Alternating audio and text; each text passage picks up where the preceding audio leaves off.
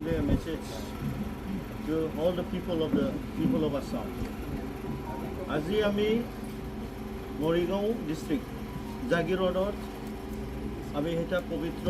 হাউচত যেটো ডেকাচাম সমাধি আমাৰ অল টিৱা ষ্টুডেণ্টছ ইউনিয়নৰ যেটো অৰ্গানাইজ আজি এটা পাল মিটিং হৈছে আজি আমি ইয়াত এটা পাল মানে আমাৰ ট্ৰাইবেলৰ কাৰণে অসমৰ কাৰণে আমি এটা ডিসিশন লোৱা হৈছে আজিৰ দিনৰ পৰা all the youths of tribal communities of Assam are united আমি এক কথা হৈছে আমি আজিৰ দিনৰ পৰা অসমৰ আমাৰ ট্ৰাইবেল ইস্যুৰ কাৰণে ট্ৰাইবেল সমস্যাৰ কাৰণে আজি ভইচ দিবাৰ কাৰণে আৱাজ দিবাৰ কাৰণে আজি এই যি মেলত আমি এইটো ফাইনেল ডিসিশন লোৱা হৈছে আৰু আমি এটা ফ্ৰণ্ট অসমৰ ট্ৰাইবেলৰ ইউথ স্পেচিয়েলি ইয়াৰ কাৰণে এটা এন আমব্ৰেলা অৰ্গেনাইজেশ্যনছ এটি ফৰ্ম হোৱা হৈছে এইটো নন আজ United tribal Co-ordination front of Assam আমি আজিৰ দিনৰ পৰা অসমৰ যিটো ট্ৰাইবেলৰ যিটো এক্সপ্লইটেশ্যন যিটো অসমৰ যিটো ট্ৰাইবেলৰ এগেইনষ্টত যিটো ছাপ্ৰেশ্যন আজিৰ আমি ভাৰত স্বাধীন হোৱাৰ পিছত আফটাৰ দ্য ইণ্ডিপেণ্ডেন্স আমি অসমৰ ট্ৰাইবেলবিলাক যিটো ভূমিপত্ৰ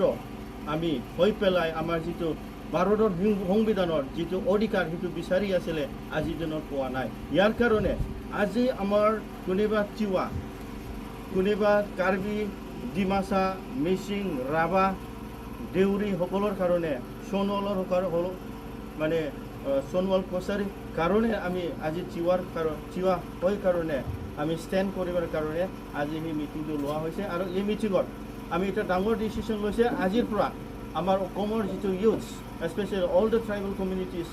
are coming here together and we are united to voice for the rights and political self-determinations and the protection of the lands and the rights of the indigenous people of Assam. আজি আমি ইয়াত গোটেই students leaders from all the tribal communities and all the social activists and all the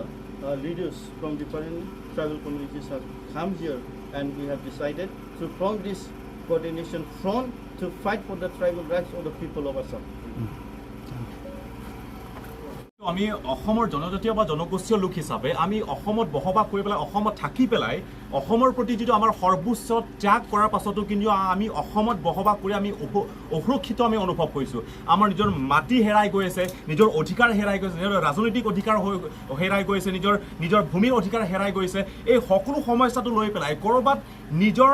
আমি একত্ৰিত হৈ পেলাই যদি মাত নামাতো এক হৈ পেলাই যদি আমি থিয় নিদিওঁ জনজাতীয় লোক হিচাপে ট্ৰাইবেল হিচাপে তেনেহ'লে আমি এই অসমত বসবাস কৰি থকাত নিজৰ ভূমি নিজৰ অধিকাৰখিনি হেৰাই যোৱাত আমাৰ বেছি সময় নালাগিব সেইকাৰণে আমি এটা সিদ্ধান্ত লৈছোঁ হয় আজি আমি উপস্থিত আছোঁ জাগিৰোড হিন্দীখনত ইয়াত টাউনশ্বিপৰ পৰিকল্পনা ইয়াত চলি আছে এই কিছু বিষয় লৈ পেলাই আমি আলোচনা কৰিছোঁ আৰু এইখিনি মঞ্চতেই আমি এটা কথা সিদ্ধান্ত লৈছোঁ যে অসমত বসবাস কৰি যিটো আমি সৰ্বোচ্চ ত্যাগ কৰাৰ পিছতো চৰকাৰে আজি জনগোষ্ঠীয় বা জনজাতিক কোনো এটা গুৰুত্ব দিয়া নাই আমাৰ সমস্যা কেতিয়াও আমাৰ সমস্যা হিচাপে ল'ব বিচৰা নাই আমাৰ অধিকাৰ নিজৰ ভূমিৰ অধিকাৰ কেনেকৈ যে আমি হেৰাই গৈ আছোঁ কেনেকৈ নিজৰ ৰাজনীতিক কেনেকৈ যে আমাৰ অস্তিত্বখিনি নাইকিয়া হৈ আছে এই কিছু কথা অসমৰ অসমীয়া বা অসম চৰকাৰ কোনো পাৰ্টীৰ চৰকাৰ নহওক কিয় আজিলৈকে এইবোৰ কথা তেওঁলোকে গুৰুত্ব দিব বিচৰা নাই বা আমাৰ সুৰক্ষাৰ আমাৰ সমস্যাৰ কথা কেতিয়াও তেওঁলোকে চিন্তা কৰিব বিচৰা নাই সেইকাৰণে আমি এটা কথা আমি সিদ্ধান্ত লৈছোঁ আজি জাগিৰোডত আমি সিদ্ধান্ত লৈছোঁ যে আজিৰ পৰা তিৱাসকলৰ সমস্যা মাত্ৰ তিৱাসকলৰ সমস্যা নহ'ব গোটেই জনজাতীয় লোকসকলৰ সমস্যা হ'ব কাৰ্বিসকলৰ সমস্যা মাত্ৰ কাৰ্বিসকলৰ সমস্যা নহ'ব অসমত বসবাস কৰা প্ৰত্যেকজন জনজাতীয় লোকসকলৰ সমস্যা হ'ব আজি দেউৰী মিচিং ৰাভা বড়ো গাৰো সকলোৰ সমস্যা প্ৰত্যেকজন জনজাতীয় লোকসকলৰ সমস্যা হ'ব আমি পৃথককৈ আমি ক্ষুদ্ৰ হৈ থকাত আমি একত্ৰিত হৈ পেলাই আমি ঐক্যবদ্ধ হৈ পেলাই আমি মাত নাপাতাৰ কাৰণে আজি চৰকাৰে আমাক ললিপপ খুৱাই পেলাই আমাক নচুৱাই আছে আমাক চৰকাৰে আজি নিজৰ ভূমিৰখিনি জোৰজবৰদস্তি ল'ব চেষ্টা কৰি আছে, উচ্ছেদ কৰিব চেষ্টা কৰি আছে, আমাৰ অধিকাৰখিনি ল'ব গৈ আছে। এই বস্তু আমি আজিৰ পৰা আমি সহ্য নকৰোঁ আৰু অসমত বসবাস কৰা প্ৰত্যেকজন জনজাতীয় জনগোষ্ঠীৰ লোকসকল আজিৰ পৰা আমি এক হৈ পেলাই আমি মাত মাতিব গৈ আছোঁ। আৰু এই মঞ্চখিনি আমি কোনো এটা সংগঠনক আমি প্ৰত্যাহ্বান বা চেলেঞ্জ কৰা বা আমি বেয়া পোৱা সমালোচনা কৰা সেইটো নহয়। আমাৰ কথাটো হৈছে আমি জনজাতীয় লোক হিচাপে যিসকল কৰিছে, কিন্তু যিসকল কৰিব নোৱাৰাত কিন্তু আমাৰ ফালৰ পৰা যিটো আমাৰ যুৱ সমাজৰ যিটো চিন্তা চৰ্চা, যিটো চিন্তা ধাৰণা, নতুন চিন্তা ধাৰাৰে আমি আগুৱাই যাব বিচাৰিছোঁ। সেইকাৰণে আজি আমি এটা সিদ্ধান্ত লৈছোঁ, এটা প্ৰিলিমিনাৰী এটা আমি সমিতিখিনি গঠন কৰিছোঁ। সেইটো হৈছে United tribal coordination front of Assam, অৰ্থাৎ UTCFA, সংযুক্ত জনজাতীয় সমন্বয়ৰক্ষী মঞ্চ অসম। এই এটা প্লেটফৰ্ম, এটা মঞ্চখিনি আমি তৈয়াৰ কৰিছোঁ। এই মঞ্চৰ যোগেদি অসমত বিভিন্ন প্ৰান্তত য'ত বসবাস কৰক, য'ত চুকে কোণে য'ত জনজাতীয় লোকসকল বসবাস কৰে, জনজাতীয় লোকসকলৰ প্ৰতি কোনো এটা যদি তেনেকুৱা দুৰ্ব্যৱহাৰ বা কোনো এটা সুৰক্ষাৰ ক্ষেত্ৰত হওক বা অধিকাৰ ক্ষেত্ৰত হওক, ক'ৰবাত যদি অসম চৰকাৰে এই সমদৃষ্টি নথকা, দমন কৰা, কোনোবাক আঙুলিয়াই দেখা, এইখিনি ক্ষেত্ৰত আমি কেতিয়াও শান্ত হৈ পেলাই আমি বহি নাথাকিম। ৰাজনৈতিক ক্ষেত্ৰতে হওক বা মাটিৰ ক্ষেত্ৰত হওক বা ভূমিৰ ক্ষেত্ৰত হওক বা অধিকাৰ ক্ষেত্ৰত, নিজৰ সত্তাৰ অধিকাৰ ক্ষেত্ৰত আমি সকলো জনজাতি লোকসকল আমি এক হৈ পেলাই মাত মাতিব গৈ আছোঁ আৰু আমি সাজু আছোঁ। আৰু অসমৰ অসমীয়াই আৰু অসম চৰকাৰ কোনো এটা পাৰ্টীৰ চৰকাৰ নহওক কিয় এইখিনি ক্ষেত্ৰত তেওঁলোকে গুৰুত্ব অসম তিৱা বুলি আমি চিঞৰি কিমান দিন আমি কাৰ্বি বুলি চিঞৰি কিমান দিন আমি বৰ বুলি পৃথকে আমি যুঁজিম। এইবাৰ আমি ঐক্যবদ্ধ হৈছোঁ অসমক প্ৰতিনিধিত্ব কৰিব লাগে। আমি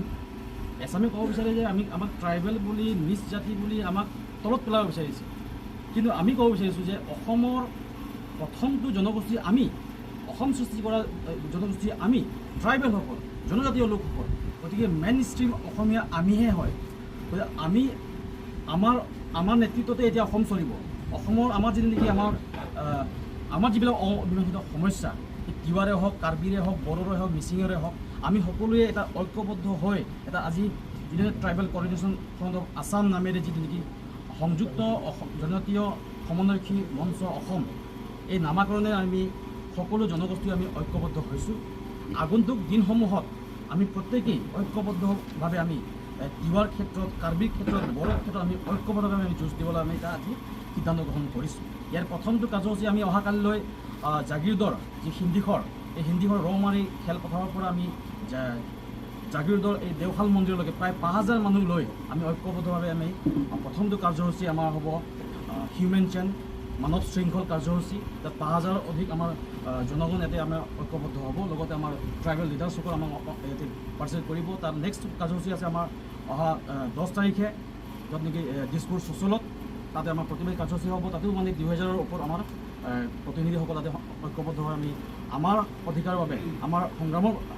সংগ্ৰাম আমি কৰিব গৈ আছোঁ। আৰু আমাৰ স্পষ্ট কথা যে আমাক ট্ৰাইবেল বুলি, জনজাতি বুলি আমাক যি নেকি এছাম নিজকে উচ্চ জাতি বুলি যিসকলে নেকি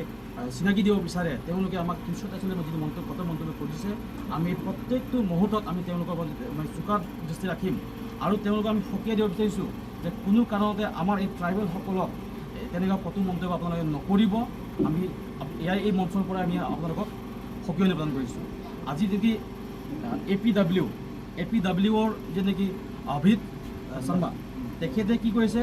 অসমৰ বিধানসভাৰ যিটো নেকি অধ্যক্ষ,